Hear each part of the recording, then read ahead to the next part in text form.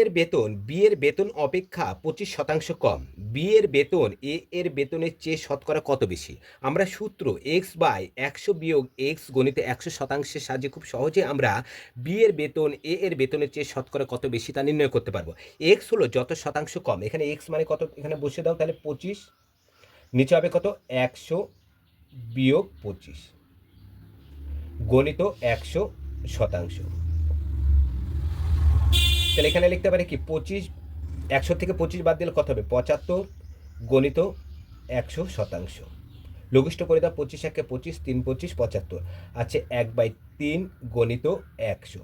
এটাকে যদি আমরা মিশ্র করে দেওয়া হবে 33 পূর্ণ 1/3%। কোথায় আছে? অপশান বি নম্বরে। তাহলে বি এর বেতন এ এর বেতনের চেয়ে 33 পূর্ণ 1/3% বেশি। তোমাদের যদি এই চ্যানেলটি ভালো লেগে থাকে তাহলে চ্যানেলটিকে লাইক কমেন্ট শেয়ার সাবস্ক্রাইব করবে। আজ এই পর্যন্ত, পরে ভিডিওতে আবার দেখা হবে।